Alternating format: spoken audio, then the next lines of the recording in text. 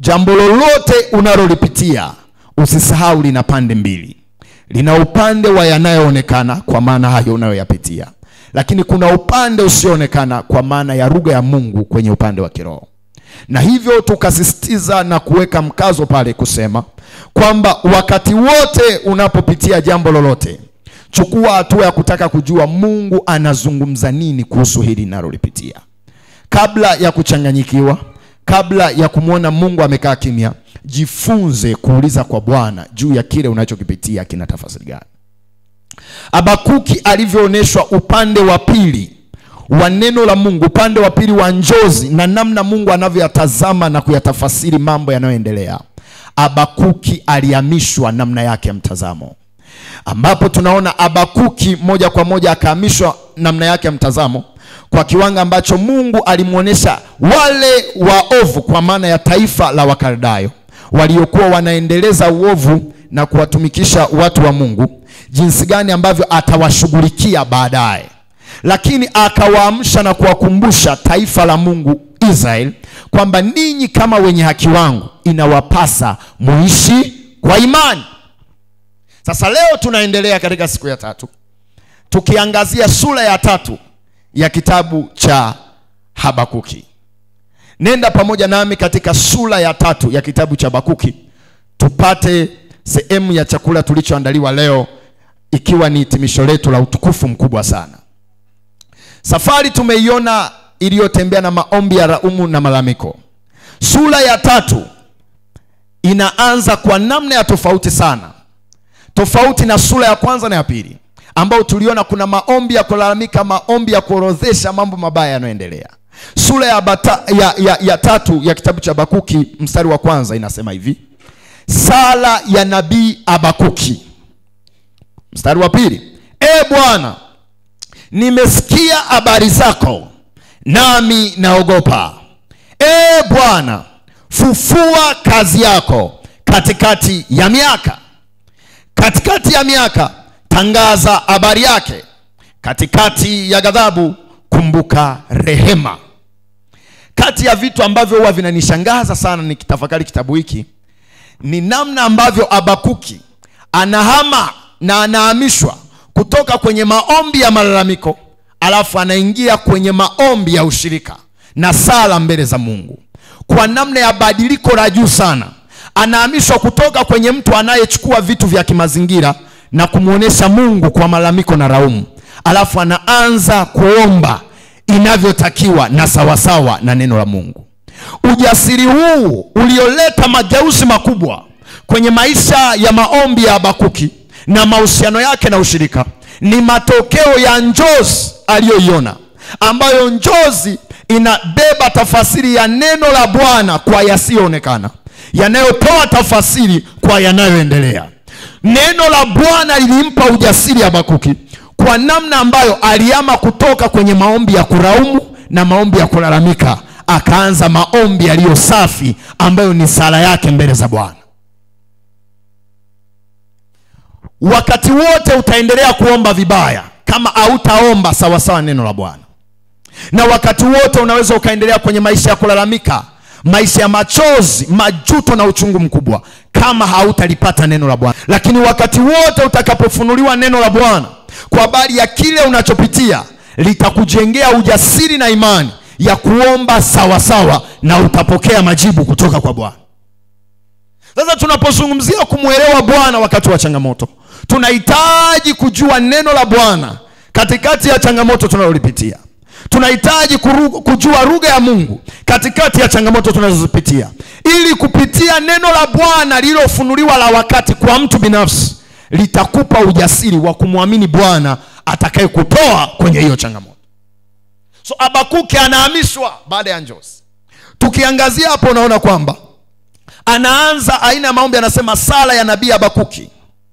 Yani ni kama vile hakuna tena muda wa kuendelea kulalamika kwa Habakuki. Hakuna tena muda wa kuendelea kumlaumu Mungu. Anaona huu ni muda wa kumwamini Mungu na kuimarisha ushirika wangu na yeye. Huu ni muda wa kuanza kumsihi Bwana afufue kazi yake katikati ya miaka kama hii, kwa kile nilichokiona. Kama ahadi ya Mungu inasema hivi kwa habari ya kubarikiwa kwangu, anaanza kuiamini ahadi.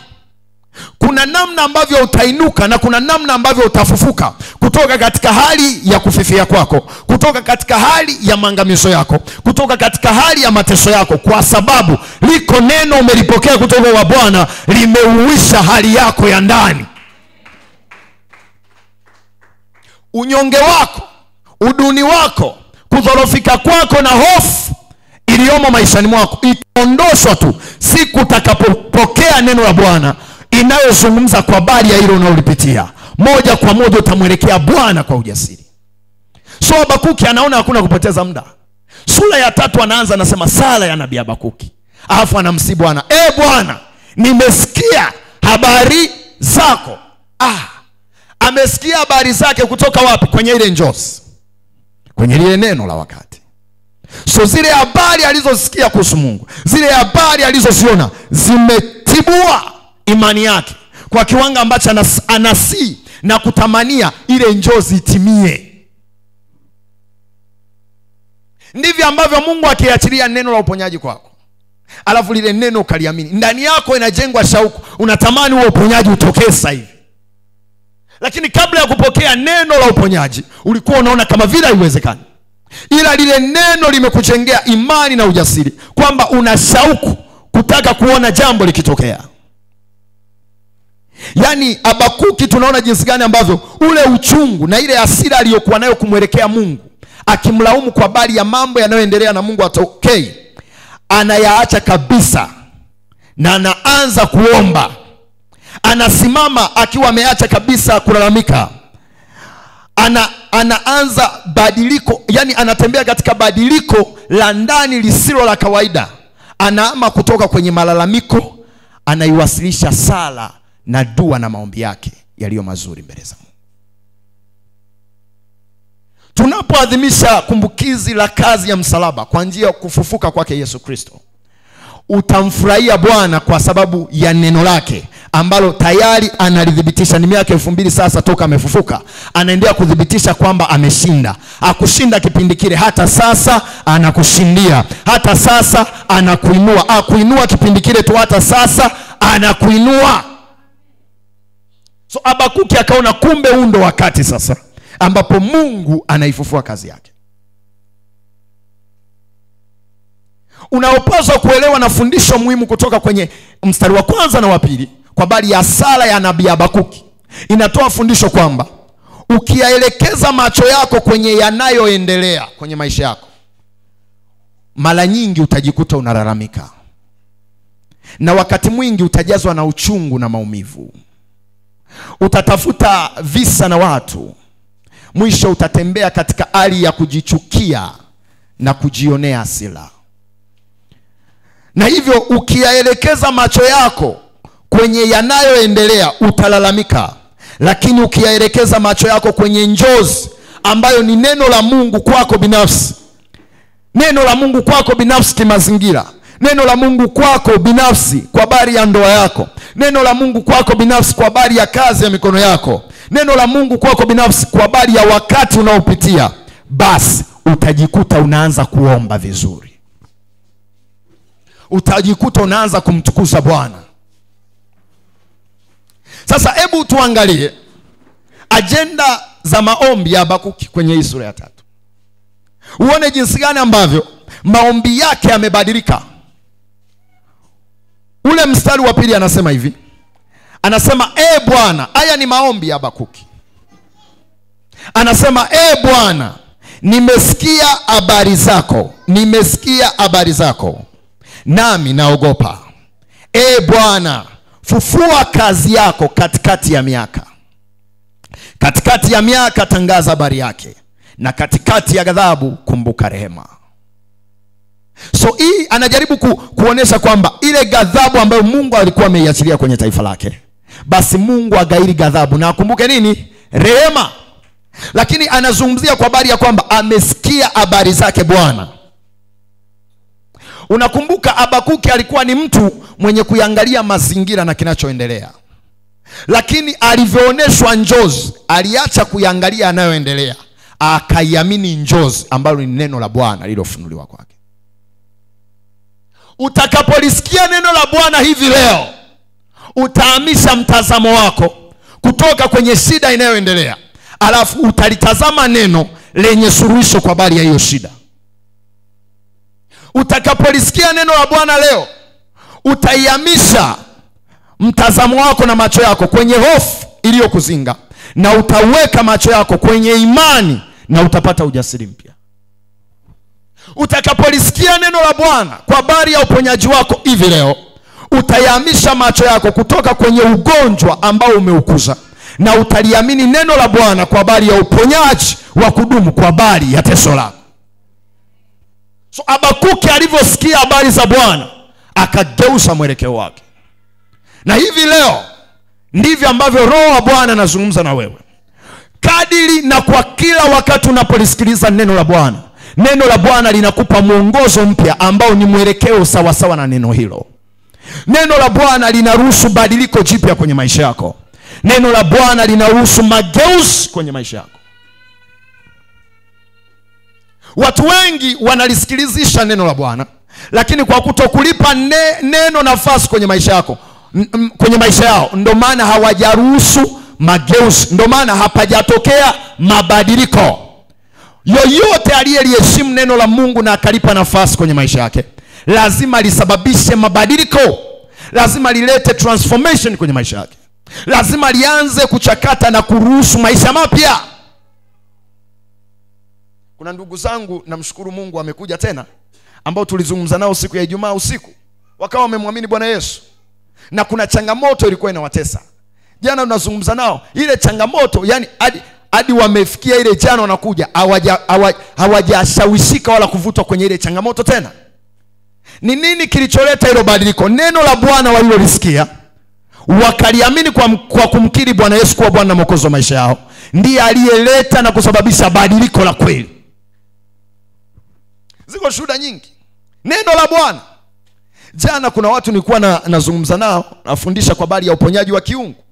Alafu katika kuwafundisha nikapanda hekima moja kwamba ili upokee uponyaji wa kimungu, lazima ujifunze kujitofautisha kwamba wewe ni wewe na ugonjwa ni ugonjwa. Yaani wewe sio ugonjwa wala huna ugonjwa, ila ugonjwa ni kitu kingine na wewe ni mtu mwingine halisi. So ugonjwa ni kitu ambacho kimekuja kujishikisha kwako. Unapoamini kwamba wewe ni mzima na ugonjwa ni kitu kingine kimejishikisha kwako, utakemea huo ugonjwa ukuachie. So nilivyofundisha hivyo kwa dakika chache, alafu nikaambia tuanze kuomba, alafu tamkia hicho kilichokushika. Kama ni maumivu, yaambie mimi ni mzima, wewe maumivu uliyejishikisha kwenye mguu wangu, toka. Tulivyofanya hilo zoezi ndani ya dakika chache, yale maumivu hayasikii tena. Nini? Amelipa neno nafasi, na neno limeleta transformation. Kama ni maumivu ya kichwa, unapaswa utambue kwamba maumivu ya kichwa ni kitu kingine na wewe ni mtu mwingine. So maumivu ya kichwa yameazima makao kwako. Yaambie, ewe maumivu ya kichwa, mimi ni mzima. Maumivu ya kichwa, shika vilivyo vyako, niachie. Kwa namna hiyo nyepesi sana, alafu unafunguliwa. Ila kwa sababu watu hawalipi neno la Mungu nafasi, na hilo ni neno la Bwana, ambalo neno hilo nilirejea maandiko tu. Yesu alivyoingia pamoja na Simon kwenye nyumba ya mama mkwe wake Petro, alimkuta hawezi, ana homa kali, amelala. Yesu akaikemea ile homa, akasema homa imwachie. Homa ikamwachia, yule mama akainuka, akaanza kuwatumikia. Lile ni fundisho tosha kwamba homa ilikuwa ni kitu kingine halisi, na mama mkwe wake Petro alikuwa ni mtu mzima. Hivyo ndivyo inavyokuwa kwako unaposikia neno hili. Unaposikia neno hili na kuliamini, unaukumbuka ule ugonjwa unaokusumbua, alafu kimoyomoyo unasema ule ugonjwa sio wangu, mimi sio mgonjwa wala sina ugonjwa, ila ugonjwa umejishikisha kwangu na mimi siutaki, niachie. Unapata uponyaji.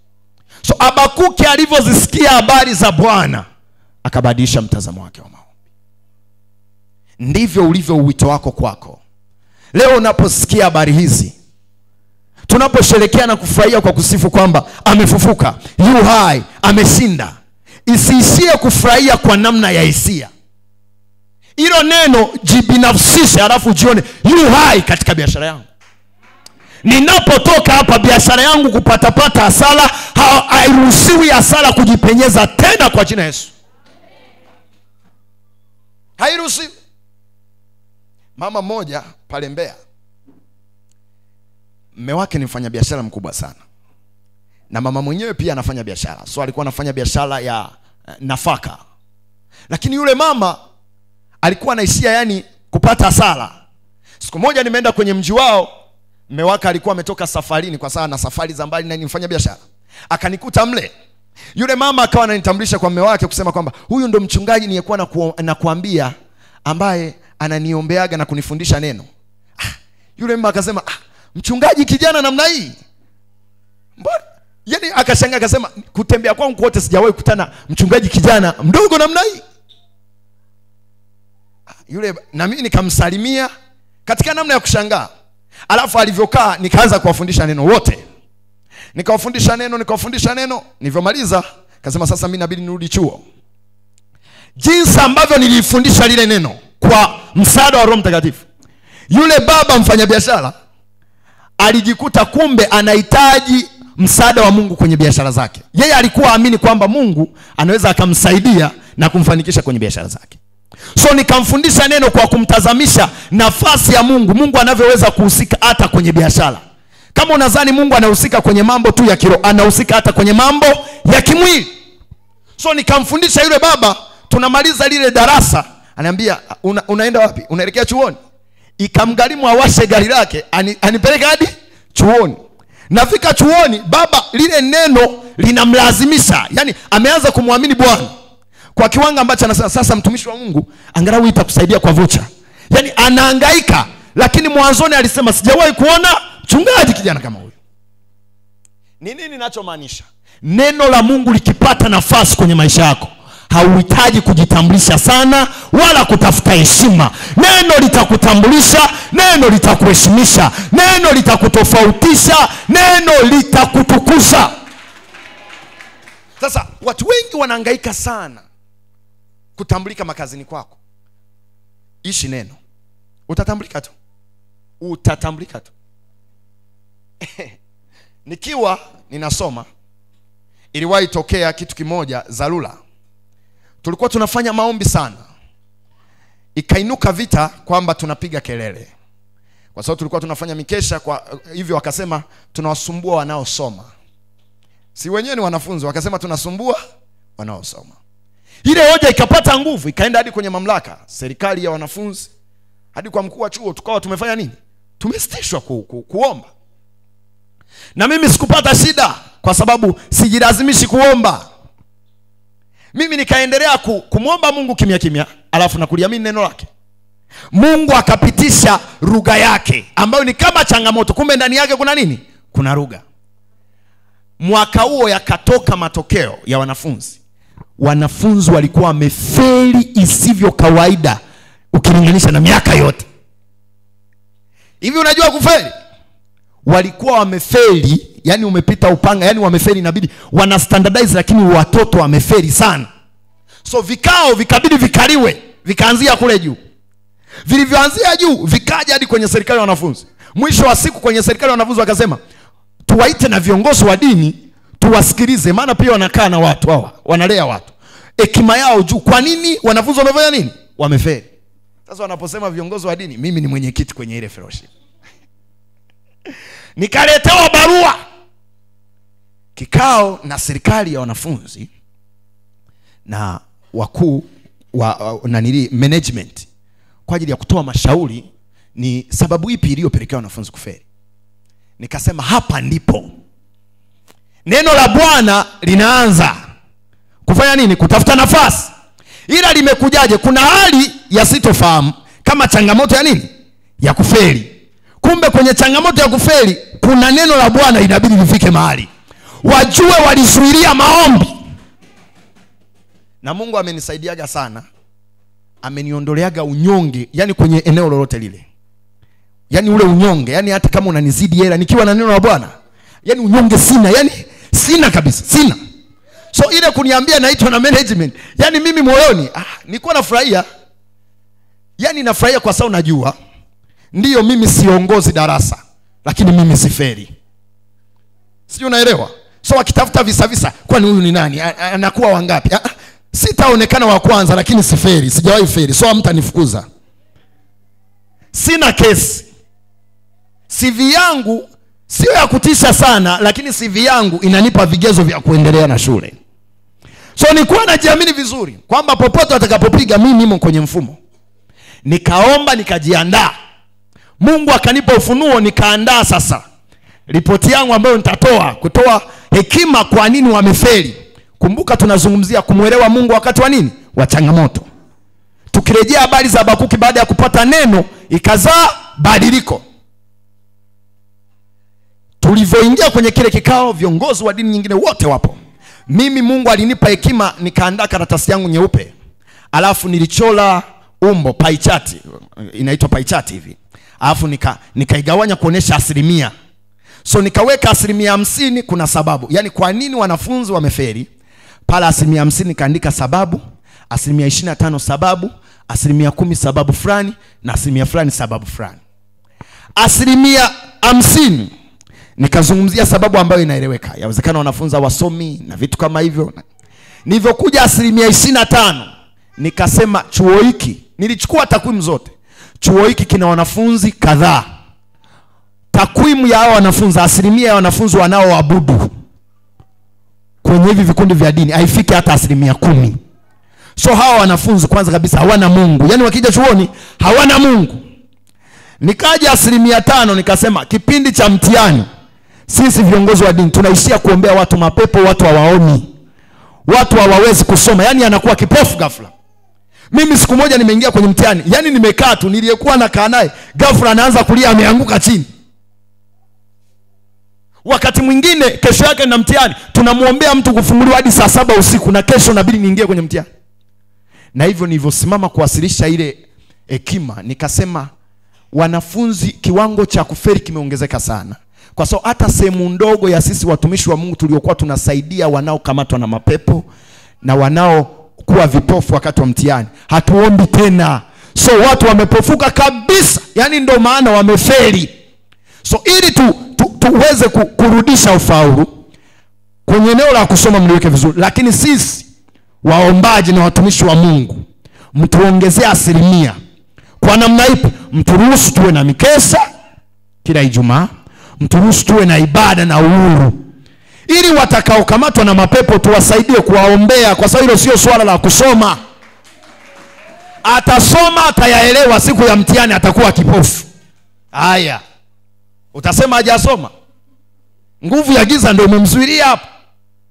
Walinisikiliza, wakaniangalia.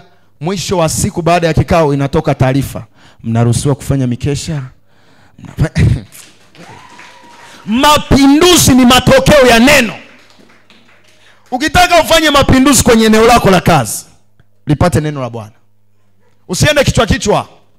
Watakuroga, watakuchezea, yani watakuburuza. Era yako unaweza ukaiweka kwenye mifuko iliyotoboka kama una neno la Bwana la kuishi kanuni. Wanakuburuza tu. So ule ushuhuda niliokuwa nazungumzia, yule baba kwa neno la Mungu aligeuzwa sana. Na yule mama napozungumzia sasa hivi ametoka kwenye huko, anaendelea na nafaka zake, alifungua na duka lingine, anauza vitu vya ndani. Yaani Mungu anawastawisha na wastawisha, kwa sababu pamoja na mali zao lazima kila baada ya muda naenda kufundisha neno, naenda kuomba, na mama anaabudu. Ukiliweka neno pembeni unajitafutia matatizo. Habakuki alivyosikia habari za Mungu akageuza mwelekeo wake. Lakini habari nyingine anasema, nami ninaogopa. Sasa kuogopa anako kuzungumza hapa sio kuogopa kwa sababu ya mabaya, ni kuogopa kwa mshangao. Hivi Mungu yuko namna hii? Yaani siku zote nalalamika, siku zote nachanganyikiwa kwa yanayoendelea, kumbe Mungu lugha yake ndio hii. So ana mshangao juu ya ukuu na utendaji wa Mungu. Utakapozisikia habari zake kwa maana ya kulisikia neno lake, Mungu atakushangaza kwa namna ya utendaji wake. Na Mungu akushangaze katika jina la Yesu. Haujashangazwa kwa sababu hujapata neno. Neno la Mungu likija kwenye maisha yako la wakati, Mungu anabaki kushangaza. Hivi nimeweza kupita? Hivi nimeweza kufaulu? Hivi nimefanikisha hii tenda? Hivi nimepata hii kazi? Mungu anatushangaza.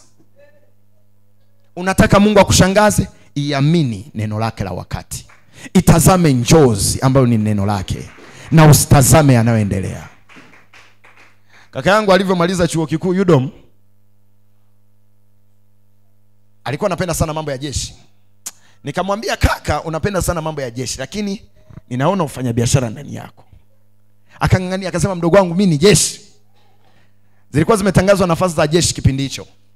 Waliokuwa wameapply walikuwa ni vijana 600. 600. Na wanaotakiwa ni fungu la 10 la 600. Ni watu wangapi? Hivi kweli? Haya, kama hauna Mungu, hauna connection, hauna uchawi. Kwa sababu na wengine wanatumainia uchawi. Hapo unatoboa. Ni either ni Mungu au ni connection ya kibinadamu au na uchawi. Na uchawi utashindwa tu ukikutana na watu wenye Mungu kwenye huo mfumo. Kaka yangu akaingia kwenye ile ligi, nikasema, unamwamini Mungu? Akasema, mimi naamini mdogo wangu, twende. Mchujo wa kwanza ukapita, kwenye 600 wakabaki 300, yumo. Wa pili ukapita, wakabaki 120, yumo. Ukapita wa mwisho 60, yumo. Amna cha connection wala mjomba wala nini, yuko kwenye hayupo. Mungu ukiwa na neno la Mungu, kuna mahali ambapo hauna connection, hauna wa kumtegemea, hauna mtangulizi, hauna wa kusemea, lakini utapenya. Nikujenge kwa ushuhuda mwingine. Safari yangu ya kwanza mimi nilipoenda Uganda kihuduma, ilikuwa mapema sana baada ya kumaliza form 4. Nilikuwa diploma nafikiri mwaka wa kwanza hivi ndo naelekea. Nilihudumu kanisani kwetu Sunday school. Ile na hudumu Sunday school, siku hiyo alikuwa amekuja mgeni, amemtembelea mchungaji wangu. Na huyo mgeni alikuwa ni afisa uhamiaji, ila mimi nilikuwa sijui. Hii ni baada sasa. Alikuwa ni afisa uhamiaji, ameabudu siku hiyo kanisani, na ilikuwa aabudu ibada kuu. Ni afisa uhamiaji lakini ni mchungaji. Sasa mimi nahudumu Sunday school kwa kadri nilivyojaliwa na Bwana, kama ambavyo nimesimama kwenye zamu sasa hivi. Mwishoni, wakati yule mtumishi wa Mungu anakusimama, alivyojitambulisha na nini, akasema, nimebarikiwa sana na neno la asubuhi, kijana ubarikiwe sana na Mungu. Akasema tu hivyo. Baada ya ibada wala hakunitafuta wala nini, ikaisha. Ukafika wakati mimi Mungu akanibebesha mzigo kwa habari ya kwenda Uganda kihuduma. Alikuwa mambo mengi, lakini sasa kwenye hatua ya maandalizi ninafuatilia pass kwenye ofisi ya uhamiaji. Nilipofika kwenye ile ofisi ya kwanza, nikajitambulisha nahitaji pass angalau ya wiki moja, naenda Uganda kwa ajili ya jambo hili na vitu kama hivi. Akaniambia, pass ya wiki moja tukati, tunakata kuanzia miezi 3. Gharama yake akaniambia nenda ofisi ya mkuu, atakusaidia. Naingia ofisi ya mkuu. Mkuu aliyekalia kiti ni yule baba aliyekujaga kipindi kile, akasema, nimebarikiwa unahudumu vizuri Sunday school. Usipoelewa lugha ya Mungu, kuna jambo Mungu anaweza akaliruhusu kwenye maisha yako, lakini kiukweli hilo jambo linakutengenezea mlango wa kufanikisha jambo lingine. Nilipofika pale nikamsalimia yule baba. Akasema, mtumishi wa Mungu, karibu. Nikamwelezea haja yangu. Akasema, kweli wewe ni mtumishi wa Bwana, unabidi uende uifanye kazi ya Mungu. Akasema, unahitaji ya muda gani? Nikasema, mimi wiki moja inanitosha. Akasema, haya, hamna shida. Pale baada ya wiki moja akaandika wiki 2. Akasaini, akasema, nenda kwenye ofisi ile ugongewe muhuri alafu tolewe kopi. Nilipoenda kwenye ofisi ile nikamkuta wa chini yake. Sasa wa chini yake ndo anathibitisha na kunitolea moja kwa moja. Yule bwana akawa ananiagiza niletee hiyo stapler, naleta. Naweka mikono nyuma. Yaani kwa unyenyekevu, sio kwamba najilazimisha, imo. Sijui unaelewa? Kuna tabia ya kiungu Mungu ameiweka ndani yako, itakuvusha kwenye maeneo usiyodhania. Usizanie ukarimu ulionao ni bure.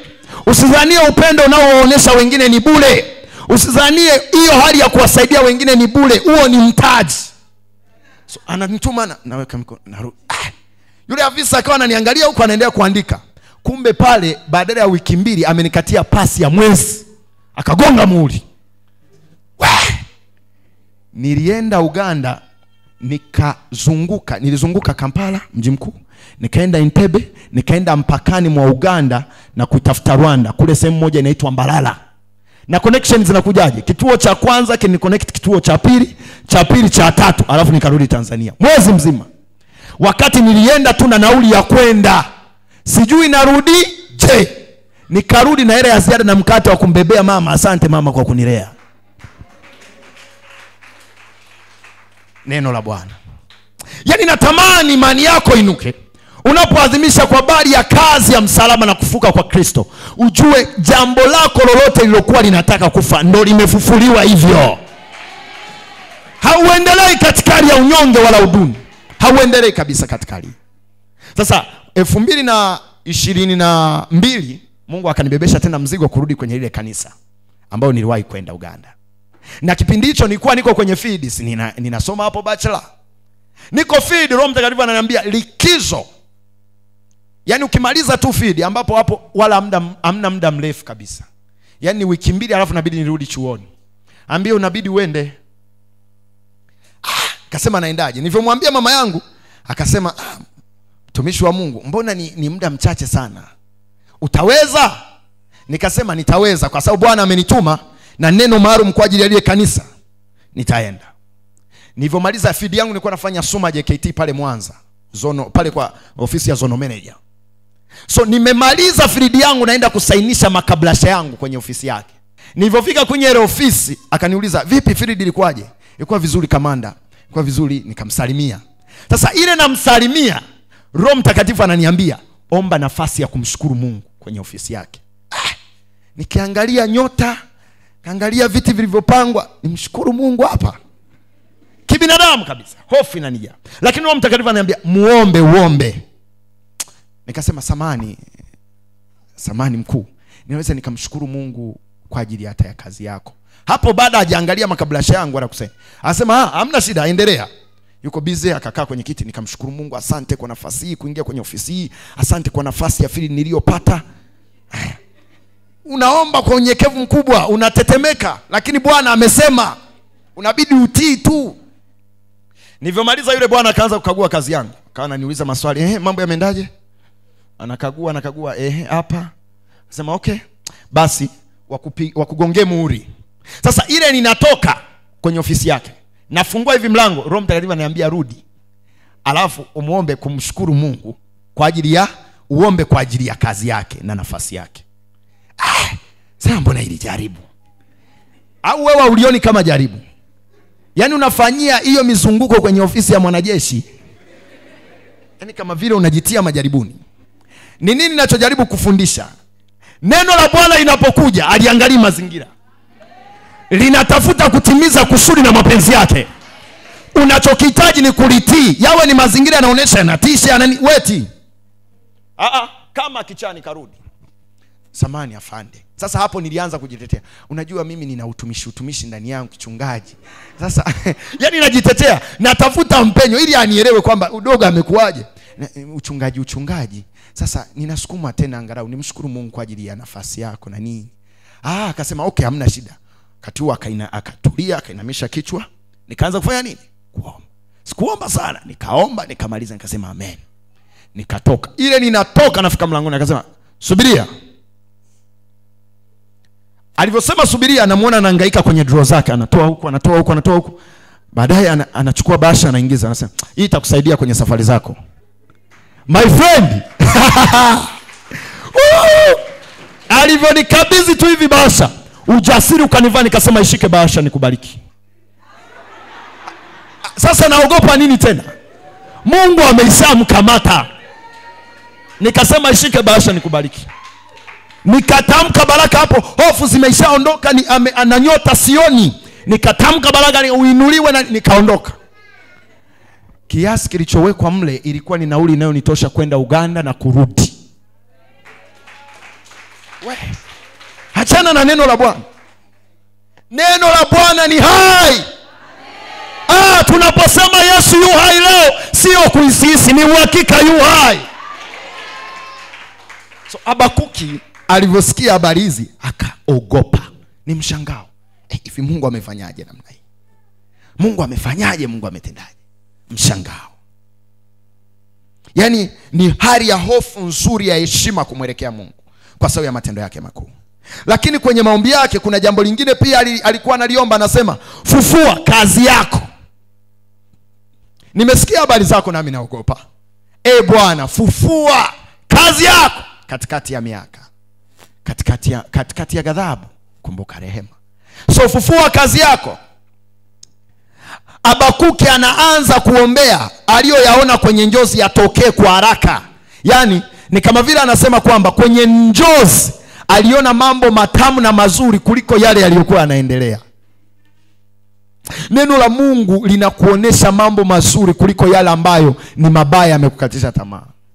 Neno la Mungu linakutia moyo na kukuinua imani kuliko yale yaliyokutia hofu na kukurudisha nyuma. Neno la Mungu li hai. Haleluya. Wewe achana na neno la Mungu bwana. So Habakuki anatamani kila alichokiona, yani kingekuwa kinatokea tu leo. Fufua kazi yako, fufua Bwana. Fufua kazi yako. Nami leo nasema Bwana afufue kazi njema aliyoianzisha ndani yako. Maana ni ahadi yake katika Wafilipi 1:6. Anasema kazi njema niliyoianzisha mioyoni mwenu nitaitimiliza hata siku ya Kristo Yesu. So haliruhusiwi jambo lolote la kwako lililoanzishwa na Mungu kufa. Haliruhusiwi. Hairuhusiwi safari aliyoianzisha Mungu kwako kuishia njiani, lazima ufikie. Mwaka 2022 nilipata ajali ya moto. Nikiwa nafanya feed, nilipokuwa nakaa kwenye nyumba ya mchungaji mmoja, nilikuwa nakaa pale, nyumba ilipata short ya umeme. Yote ikateketea. Nyumba ya vyumba 6 ya kisasa ikateketea. So vitu vyangu vyote nikabaki kama nilivyo. Nimebaki kama nilivyo. Napigiwa simu na mama yangu ananiuliza, pole sana kwa ajali hiyo ya moto mwanangu. Ninapokuja huko nikuletee nini? Nikasema mama, ukinisaidia sana, Biblia zangu zote zimeungua. Ukinisaidia sana ukaniletea Biblia utakuwa umenisaidia. Si kwamba najilazimisha, lakini sikumbuki suti, sikumbuki nguo, nakumbuka Biblia. Ni nini ninachomaanisha? Ukilipa neno kipaumbele kwenye maisha yako, neno litakuwa na nguvu kuliko vitu vinavyoshikika na vitu vinavyoonekana. Na hivyo vitu hivi vitaendelea kuja kwa sababu neno ndilo linao vizalisha na kuvileta. Kwani ilichukua muda? Niliomba Biblia ya kwanza nikapewa na mtu kabisa. Wiki iliyofuatia suti zikaanza kufuatana. Pole sana mtumishi, nitakushonea suti. Pole sana mtumishi, nitakununulia kitambaa. Lakini nilianza kuomba Biblia. Mambo yanayoonekana ni matokeo ya mambo yasiyoonekana ya rohoni. Na hivyo mambo yanayoonekana yasiwamishe moyo wako kwa kiwango cha kutokulipa neno la Mungu nguvu. Maana neno la Mungu ndio malighafi. Yesu atusaidie sana. So kwa namna hiyo ilikuwa ni 2022 niliwindwa sana. Hiyo ajali ya moto nikapita namna hiyo. Sasa ajali ya moto nikuelezea hadi inatokea mambo, kuna maelekezo mengi sana Mungu alinipa. Ambayo ilikuwa itokee na mimi nipate humo. Mungu ananiambia usikae. Shuka kanisani uombe. Yaani ninashuka kanisani, hiyo kitu inatokea. Ilikuwa inikute ndani. Lakini wakati nashuka, Roho Mtakatifu ananiambia toka na kompyuta yako. Nashangaa nabeba kompyuta yangu naenda nayo. Kumbe kompyuta yangu pia ingeungua. Haikutosha, 2022 siku moja nimetoka kwenye mkesha. Alfajiri ninashuka kurudi tena chuoni pale kwenye mteremko wa Simike. Si mnajua habari za Simike? Inavyofyeka watu sana. Na mimi sijui kuzimu ikataka inifyeke hapo. Niko na vijana wangu 3, so tulikuwa tumekaa kwenye bajaji 3 4 na wa mbele. Mimi nimekaa ndani kwa pembeni hivi. Tunaanza kushuka. Mbele inakuja na New Force, ni alfajiri inatoka Tunduma kwa kasi. Alafu Mungu alichosaidia nyuma ilikuwa alitoke gari lolote. So New Force ilikuwa imepiga mwanga mkali. Alafu ile barabara ina mapotos, yani na vishimo. Bajaji wetu anateremka kwa kasi, akapigwa mwanga. So ule mwanga akaruse focus, haoni. Akajikuta tairi limefanya nini? Limegota. Lilivyogota ile bajaji kafanya nini? ikalala. So inalala hivi, inaanza kusereka. Mimi nilichokuwa nakisema siwezi kusahau. Sema kwa jina la Yesu afi mtu, kwa jina la Yesu afi mtu. Na nena kwa lugha afi mtu. Yaani huku wananilalia, tunaendelea kusereka. Afi mtu, afi mtu. Raka papa. Nilipiga kelele nasema afi mtu. Wewe ugonjwa unakuja unasema hauniui wewe. Afi mtu, mimi ni mzima kwa jina la Yesu. Ugonjwa unasikia mpaka unakimbia. Nilipiga kelele. Sweta yangu yote ilichanwa hivi kwa sababu ilikuwa na buruzwa kwenye rami hivi. Lakini nimo afi mtu kwa jina la Yesu naomba. Mpaka inakuja kutulia, kio kimeshavunjika na nini. Yule wa mbele amesharuka kule, dereva aliumia kabisa, damu zinavuja. Alafu mimi wamenilalia. Alafu natoka, yani natoka nilikuwa nalaliwa na uko salama huko naomba. Afi mtu kwa jina la Yesu. Wewe hauruhusiwi kufa bila kumaliza kazi uliyoitiwa. Linapotokea jambo la kutaka kuondosha uhai wako, usiwahi kusalenda. Sema mimi bado sijamaliza Bwana. Sifi kwa jina la Yesu nakataa. Akataka kuniondosha nikakataa. Fanya. Sasa ningekuwa hapa leo. Wewe hapana, usikubali. Jamani, kulala utalala ukimaliza kazi. Lakini unajua kabisa hujamaliza kazi alafu kabisa inakuja mauti namna hii. Mauti ni roho inasikia wewe mauti, kama usinifuate. So namna hiyo nikatoka. Dharura za namna hii. Shetani anatamani lile neno lililowekwa ndani yako lisiwe halisi. So anawawinda watu angalau awafupishie maisha. Anawawinda watu angalau awatie magonjwa, wakae maisha ya huzuni na uchungu. Lakini haitakuwa fungu lako. Amefufuka, yu hai. Halitakuwa fungu lako. Hautatembea katika ujonzi, hautatembea katika majonzi wala huzuni, hautatembea katika uchungu na wasiwasi. Utatembea katika imani na ushujaa, maana Bwana yu hai leo.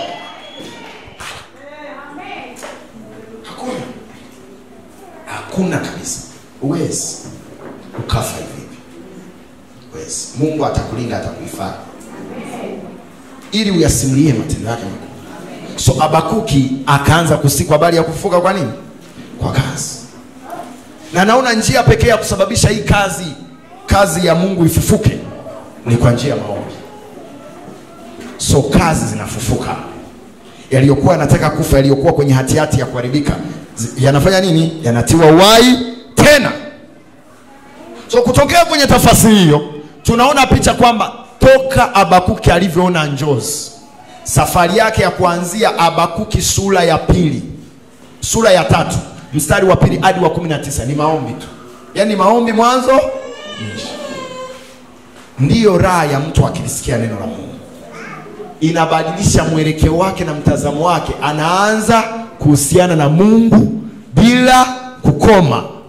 Sasa uone kwenye maombi yake Habakuki alivyoendelea kuhusiana na Mungu kwa njia ya maombi. Baada ya kuona njozi, yani baada ya kupata lile neno la Bwana la wakati, Habakuki aliacha kabisa ile tabia yake ya nenda rudi. Anaangalia ukaidi, wanadhulumu, anarudi. Mungu jamani, tazama ukaidi, tazama dhuluma. Anaangalia Wakaldayo wanatuonea. Mungu tazama Wakaldayo wanatuonea.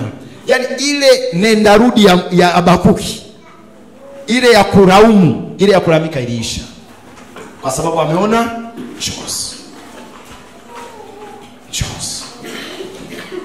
Ameona njozi. Sasa tunaona kwamba baada ya kuiona njozi, yani baada ya kulipata neno la Bwana, ni kama vile Habakuki alitiwa ganzi kwenye habari ya namna yake ya kuomba. Akaacha kuomba kwa kulaumu na kulalamika, akaanza kuomba kwa kuyaelekea yale aliyoyaona na kusii yatokee. So aliacha kuona mazingira na kuyatazama mazingira, bali alielekeza macho yake kwenye neno la Bwana ambalo lilikuwa halisi sana, lililokamata moyo wake kiasi kwamba anafanya maombi kuanzia mstari wa 2 hadi wa 19. Maombi tu. Utakapolipata neno la Bwana, utaingia katika uhusiano mzuri na Mungu. Utaacha kulaumu, utaacha kumuona huyu mbaya, utaacha kuwasema watu vibaya, utaacha kutafuta taarifa kwa akili zako sana. Mimi nimekuwa kiongozi wa vijana kiongozi wa vijana wa vioni takriban sasa hivi ni mwaka wa 6. Sasa moja ya kitu ambacho niliwahi kuulizwa kwamba hivi nilikuwa na uwezaje? Vijana si unajua changamoto zetu vioni. Nilikuwa na uwezaje? Unakaa na vijana chuoni, unawafundisha na wewe ni kiongozi wao, na unahakikisha kwamba wanaishi maisha matakatifu na hawakuchengi, hawakudanganyi. Mimi niliwaambia kitu kimoja, nikamwambia mimi kila wakati katika kuongoza kwangu nilikuwa natembea na neno la Bwana. Kila muhula nilikuwa na neno la Bwana tunaotembea nalo. Sasa kilichokuwa kinanitokea kwa vijana wangu, mimi hata kama kijana akinichenga vipi. Kwa mfano siku moja kuna kijana nilikuwa nafuatilia sana habari zake. Alafu yule kijana ni mzuri sana, mtumishi mzuri, lakini alikuwa anaigiza. Sasa ili nimsaidie, mimi si mtumishi wa Mungu, kijana mwenzake, lazima nimsaidie. Nikimuita, jamani, nini unachopitia, tuelezane. Anafanya nini? Urokole mwingi, ukiroho mwingi, lakini wa kona nyingi. Sasa ajui kwamba mimi mwenyewe nimefinyangwa. Yaani kona anazozifanya mimi mwenyewe nimefanya nini? Nimefinyangwa. So akaendelea kunichenga na mimi sikupata shida. Nikaanza kumwombea. Ukitaka kujua habari za mtu, usimfuatilie kibinadamu kwa umbea. Muombee sana. Ukianza kumwombea sana, Mungu atakufunulia mambo yake na utamsaidia kwa njia hiyo kuliko kumsema. So mimi natumiaga hiyo kanuni. Usiponieleza mambo yako na Mungu anataka nikusaidie, nitakuombea, nitajua tu. So nikaanza kumwombea kwa mzigo. Nimemwombea kwa mzigo, siku moja nimetoka kwenye discussion, nilikuwa kama saa 6. Roho Mtakatifu ananiambia, Mwemezi, usirudi nyumbani, nenda kwa yule ndugu. Saa 6 hii, naendaje saa 6 usiku? Nenda sasa hivi. Kumbe ninafika pale muda ule, ndo pia kijana wangu mtumishi wa Mungu alikuwa anaingia kwenye jaribu zito. Nadhani umenielewa. So nafika tu hivi kwenye mlango, jaribu zito linaendelea. Hapo nikainua simu. Nikamwambia, mimi ni mtumishi wa Mungu, nataka nikusaidie. Kuna kitu kinaendelea sasa hivi, lakini Mungu anakupenda, ndio maana amenijulisha kinaendelea sasa hivi. So ninaomba uache sasa hivi, afu kesho tukutane. Alitetemeka. Akaanza kutuma message. Samani, uko wapi sasa hivi? Sio jambo la kawaida hilo. Ila nimewezaje? Mimi sali nikwepa, mimi nikaendelea kumwombea. So siku Bwana ananifunulia mambo yake ni direct. Na mimi nakushauri, Mungu akikubebesha mzigo wa mtu, usimfuatilie kibinadamu.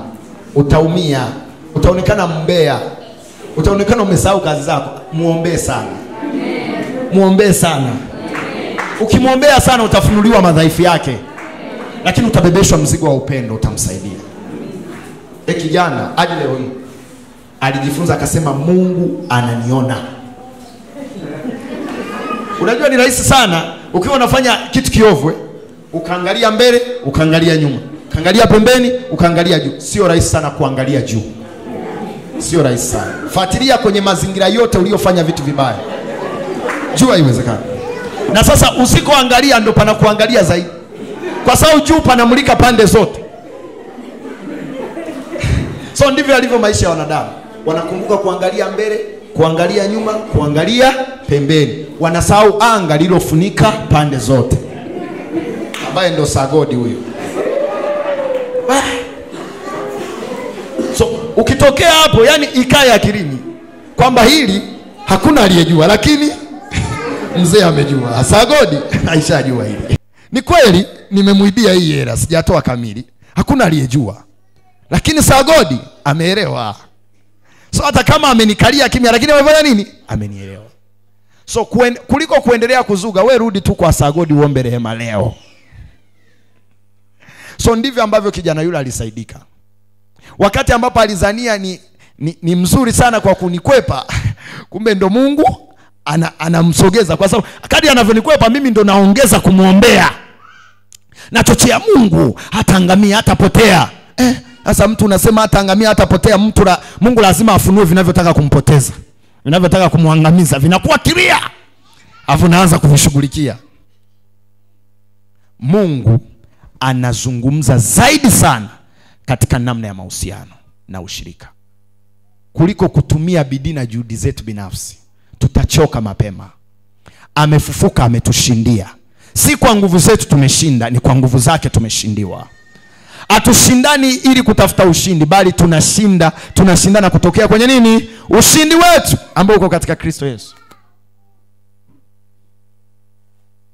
So, Habakuki anaanza maombi mwanzo mwisho. Lakini hebu tusome mstari wa 18, sura ya 3 mstari wa 18 wa kitabu cha Habakuki. Uone ladha ya maombi ya Habakuki ilikuwa inahusisha vitu gani. Moja ya kipengele cha maombi ambacho Habakuki alijikita nacho, ambayo huwa kinachukua sana moyo wangu, na hicho ndo kitakuwa kipengele cha mwisho ili tupate muda mzuri sana wa kuomba na kufanya jambo ambalo Mungu amelikusudia katika siku ya kuhitimisha. Yesu apewe sifa. Ukiangalia mstari wa 18 anasema, walakini nitamfurahia Bwana, nitamshangilia Mungu wa wokovu wangu. Yaani Habakuki maombi yake anaelekea hitimisho. Amechagua fungu la kufanya nini? Kumfurahia Bwana na kumshangilia Mungu wa wokovu wake. Hayo hayakuwepo kwenye sura ya kwanza wala ya pili. Sura ya kwanza na ya pili yalikuwa ni malalamiko, laumu. Ila ameona neno la Bwana linampa ujasiri kiasi kwamba anachagua fungu la kushukuru tu.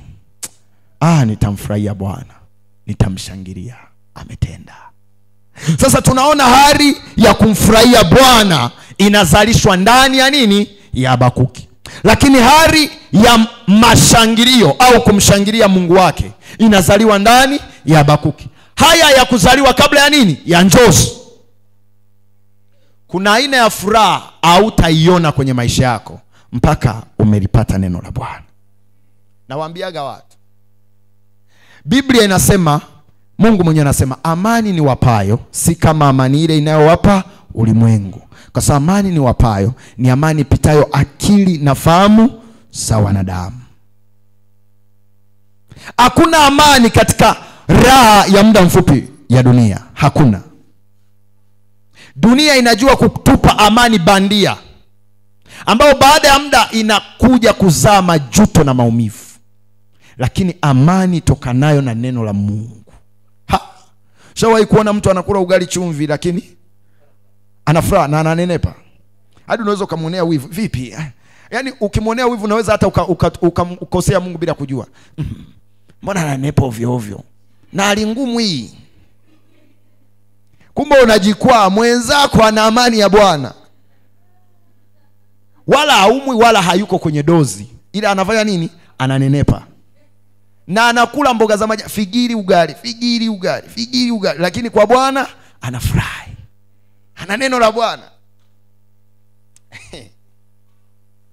Yaani kuwa na vitu vinavyoonekana au kushikika bila amani ya Mungu, hivyo vitu vinageuka kuwa tanzi na mtego kwako. Kwa sababu hauvifurahi. Haufanye nini? Hauvifurahi. Mimi nishawahi kuwa na rafiki zangu, mimi nikiwa Orevo, mimi watoto wanasemaga watoto wa kishua walikuwa wananiwekesha mimi hela zao. Yaani unakuta pocket money amekuja na 200. Ya Orevo pocket money 200.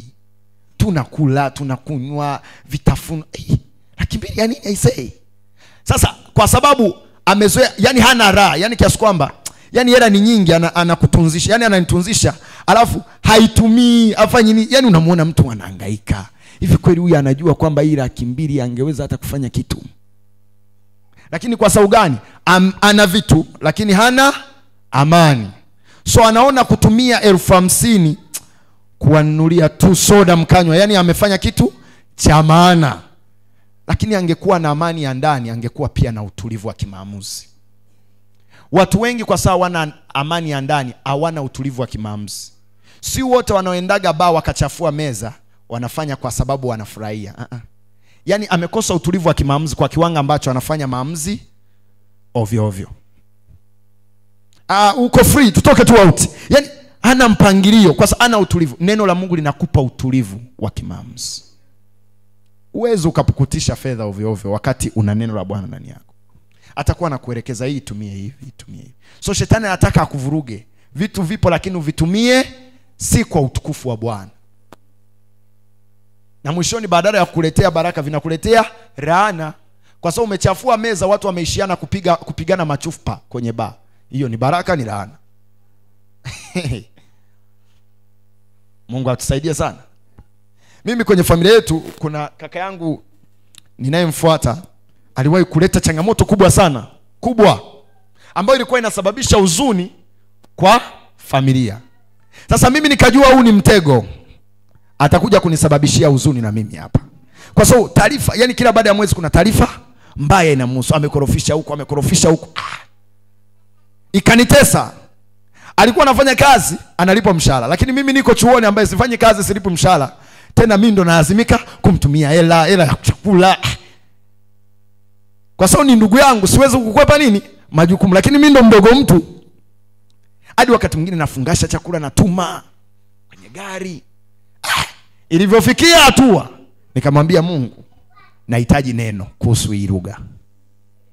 Hapana, nahitaji nini? Neno. Siku moja alikuja akafanya manyanga yake. Amefanya manyanga, amekorofisha huko, akaingizwa ndani. Nikisema ndani ni nyuma ya nondo. Mmenielewa? Haleluya. Akaingizwa ndani. Alivyoingizwa ndani, simu amenyanganywa. Mawasiliano anakokaa, yani hadi anaoishi nao hakuna mwenye namba ya mzazi wala nini. Ila kuna rafiki yake mmoja aliwahi kumpa namba yangu, akamwambia nina mdogo wangu ni mtumishi, siku ukiwa na shida mpigie. So nyumbani wamechanganyikiwa, apatikani, hawajui yuko wapi. Siku zinaenda, yuko wapi? Ndani. Yule rafiki yake aliyempa namba kwamba ni mdogo wangu mtumishi, hilo ni neno la Bwana, hata kuitwa mtumishi. Mimi nasemaga utumishi ni ulinzi wa watumishi wa Mungu. Kazi ni kwako akikujua kama mtumishi, hautashirikishwa kwenye mambo ya rushwa ovyo ovyo. Sasa wewe jifiche, endelea kujificha, na wao wataendelea kukufunulia. Si unajificha na wao wanakufunulia. Kwa sababu ukijiweka wazi, wao wanakuficha. Umeelewa hiyo kanuni? Ukimficha Yesu, wao wanamweka wazi shetani wao. Ukimfunua Yesu, wao wanamficha shetani wao. So Yesu wako anabaki kuonekana. Usidanganyike, muweke Yesu wako wazi kwenye meza, ajulikane. Mimi ni hivi, ni hivi, ni hivi. Yaani usiwe na kigugumizi. Ndipo Mungu atakutetea vizuri. So akanipigia yule kijana. Naongea na mdogo wake fulani na nini, nipewa hii namba, niambia ni mtumishi wake. Nikasema ndio, kaka yako bwana ameingizwa ndani. Wapi? Alivyonipa zile habari, sasa ikabidi nianze kuhangaika. Kabla sijapasha habari nyumbani kuwatia hofu zaidi, nikaanza kushughulika mwenyewe. Nikampigia rafiki yangu mmoja, alikuwa Dar es Salaam, ambaye ni mtumishi. Nikamueleza eneo alilopo. Nilivyompigia yule rafiki yangu, kumbe mchungaji wake ana mshirika ambaye ni police officer kwenye kanisa lake, na huyo police officer ni in charge kwenye kituo hicho ambacho kaka yangu amefanya nini? Ingizwa ndani. So mfumo ulikuwa rahisi namna hiyo wa kupata mawasiliano. Sasa neno la Bwana limetoka wapi? Kaka yangu alipitisha habari zangu kwa rafiki yake. Yule ni mtumishi wa Bwana. Wakati anazipitisha wakati huo, hata yule rafiki yake akakuwa na changamoto na alionekana kama kawaida. Kuna jambo unaweza ukalifanya kwa mtu leo likaonekana kawaida, kumbe ni mbegu ya baadaye kuwasaidia watoto wako. Usione kawaida. Kuna aina ya sadaka unaweza ukatoa sasa ikaonekana kawaida, lakini ni mbegu ya kivizazi. So kaka yangu kueleza habari za mdogo wake mtumishi ilikuwa ni mbegu ya kumuokoa yeye. Angepotea, angepotezwa. So tukangaika na mwishoni akatolewa. Kwa namna rahisi namna hii. Chagua kumfurahia nini? Bwana baada ya kulipokea neno.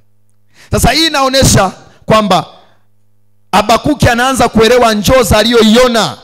Yaani ana uelewa wa njozi kiasi kwamba anapoteza kabisa mtazamo juu ya kinachoendelea. alafu anachagua kumfurahia Bwana. Yaani unahamisha macho yako kutoka kwenye yanayoendelea, yanayokutia hofu, alafu unachagua kumtukuza Mungu. Changamoto ipo, lakini unaendelea kuja ibadani kwa sababu umeelewa neno la Mungu kwenye hicho unachopitia.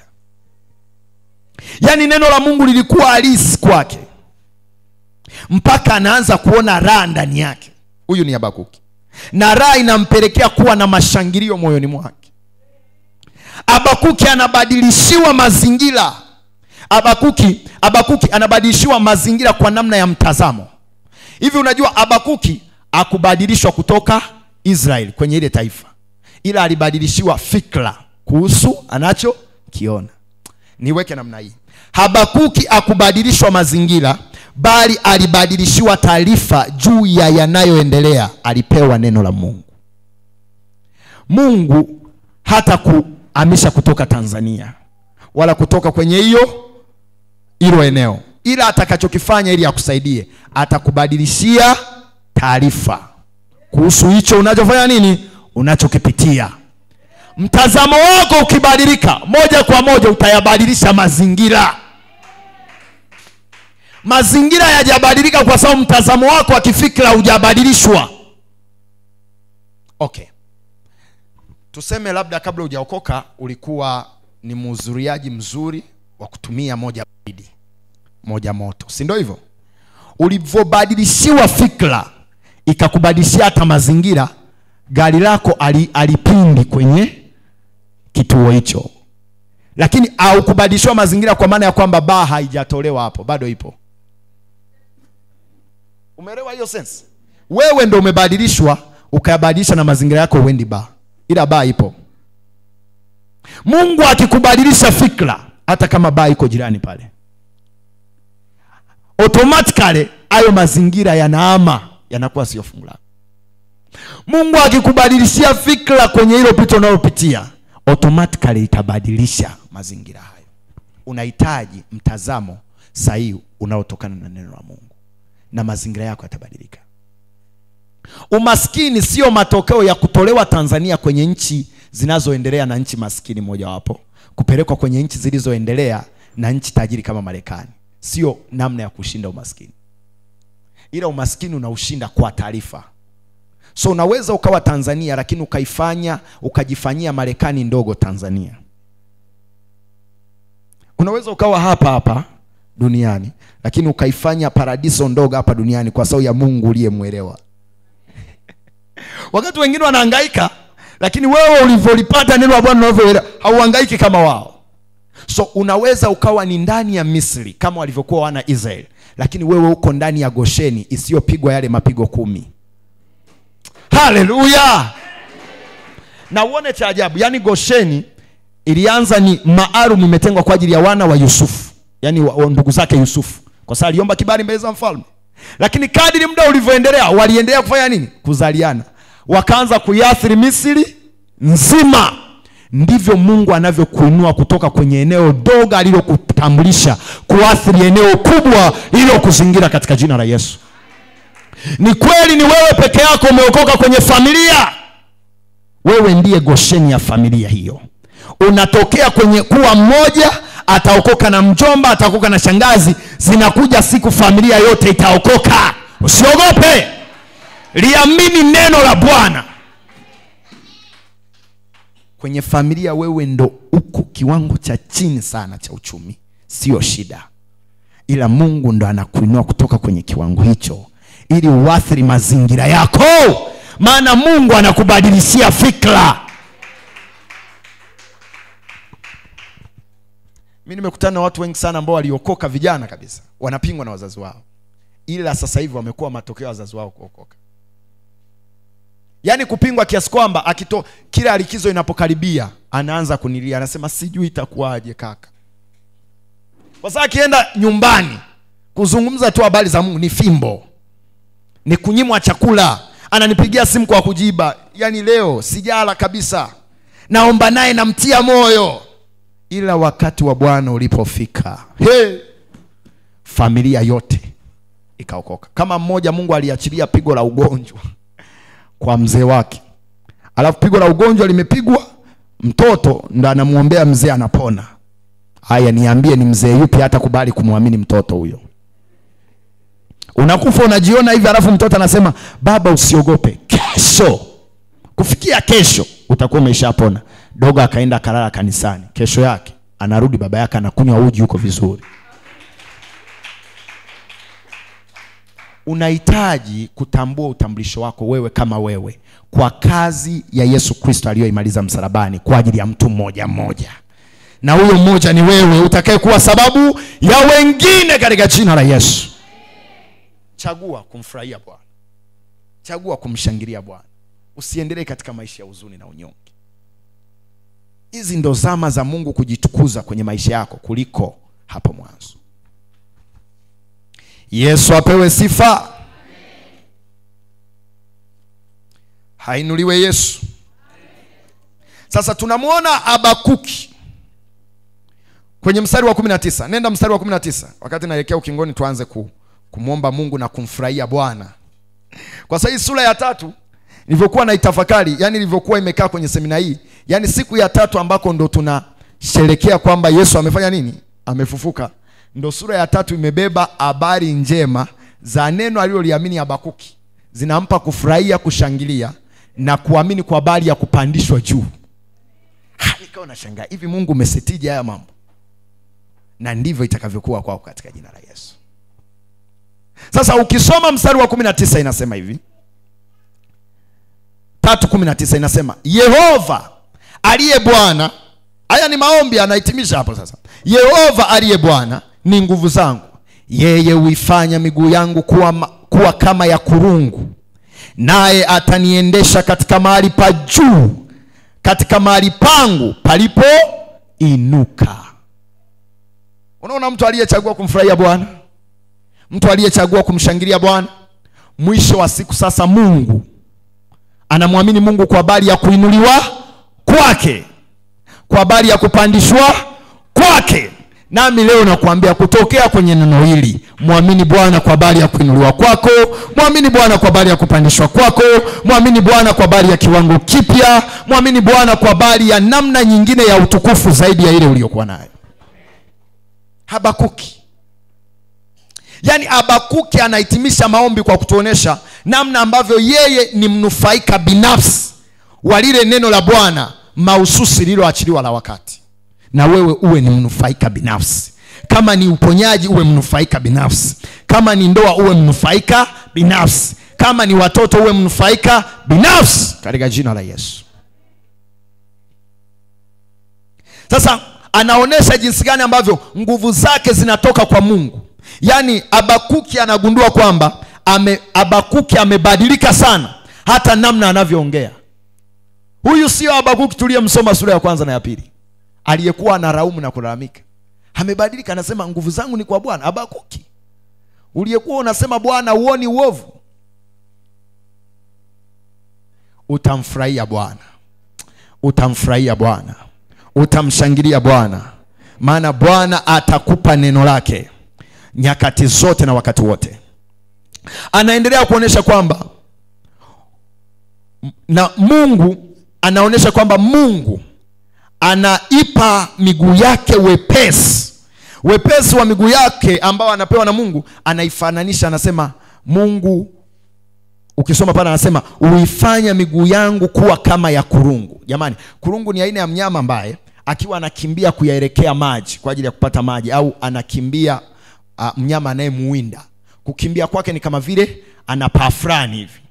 Yani ni mwepesi kwa kiwango ambacho ukimwangalia kwa makini akiwa kwenye kasi, hata kurungu akiwa anakimbia, yani kama vile agusi chini, yani kama vile anapaa, ni kasi sio ya kawaida. Sasa Habakuki anajaribu kufananisha kwamba yani Mungu amenifanya mwepesi. Namna ninavyoenda kasi na namna ninavyokimbia sio ya kawaida. Ni kama ameitia miguu yangu, ameifanya kuwa miepesi kama ya kurungu. So sitembei tena bali nafanya nini? Ninapaa. Ndivyo Mungu anavyokupa hatua katika jina la Yesu. Ndivyo Mungu anavyokupa hatua katika jina la Yesu.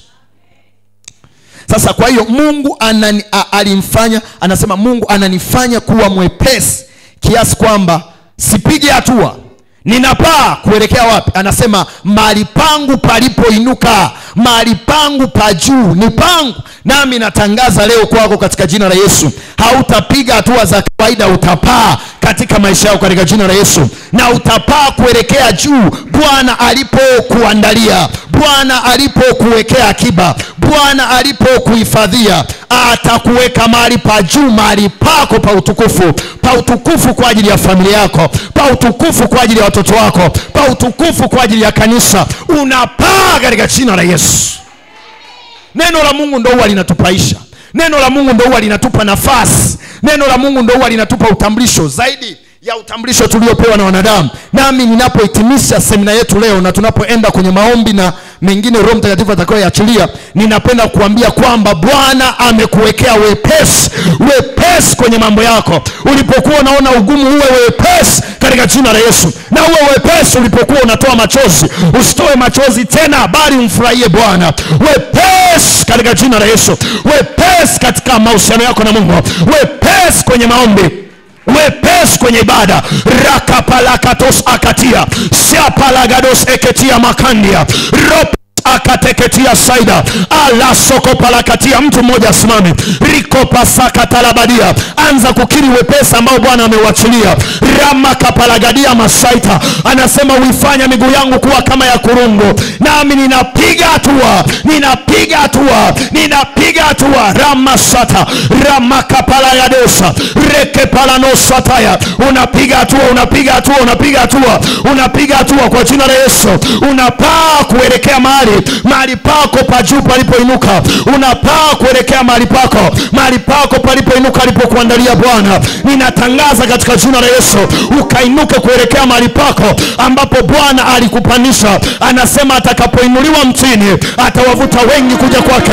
Yesu amekwisha inuliwa, tena Yesu alikwisha kufa, alizikwa na kufufuka. Tunapoadhimisha kumbusho la ufufuko wake, tunatangaza kwa habari ya kuinuliwa kwetu kuliko kwisha dhibitishwa.